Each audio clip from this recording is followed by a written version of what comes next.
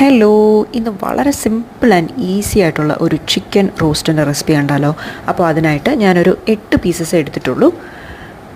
Medium സൈസിൽ cut ചെയ്ത് അതിലേക്ക് ഒരു 2 ടീസ്പൂൺ ഇഞ്ചി വെളുത്തുള്ളി ചതച്ചത്, 2 table spoon Kashmiri chilli powder, 1 teaspoon മല്ലിപ്പൊടി, 1/4 ടീസ്പൂൺ മഞ്ഞൾപ്പൊടി, ആവശ്യത്തിന് ഉപ്പും ചേർത്ത് നന്നായിട്ടൊന്ന് മിക്സ് ചെയ്ത് കൊടുത്ത് മാരിനേറ്റ് ചെയ്ത് കുറഞ്ഞതൊരു 30 മിനിറ്റെങ്കിലും നമുക്ക് അടച്ചു വെച്ച് മാറ്റി വയ്ക്കാം. ഇനി ഒരു പാൻ അടുപ്പത്ത് വെച്ച് 3 ടേബിൾ സ്പൂൺ വെളിച്ചെണ്ണ ചേർത്ത് കൊടുക്കുകയാണ്. അതിലേക്ക് ഏലക്ക, പട്ട, ഗ്രാമ്പ്, ബേ ലീഫ് ചേർത്ത് കൊടുക്കുകയാണ്.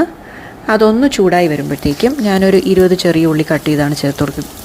അതൊരു നിർബന്ധവും ഇല്ല, നമുക്ക് സവാള കട്ട് ചെയ്തും ചേർത്ത് കൊടുക്കാം. ഒരു മീഡിയം സൈസ് സവാള, 2 പച്ചമുളക്, അല്പം കറിവേപ്പില.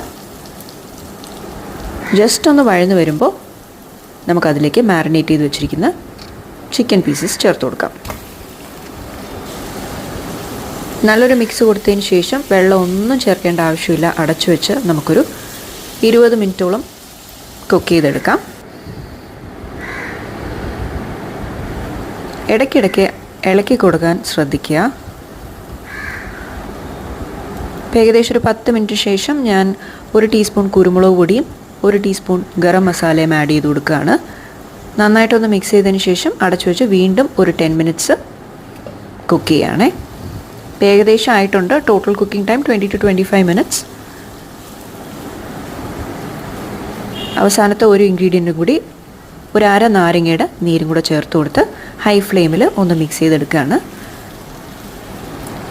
അപ്പോൾ നമ്മുടെ ചിക്കൻ റോസ്റ്റ് റെഡി ആയി കഴിഞ്ഞു. സിമ്പിൾ അല്ലേ? ട്രൈ ചെയ്ത് നോക്കാം കേട്ടോ. Thanks for watching and keep on watching. By.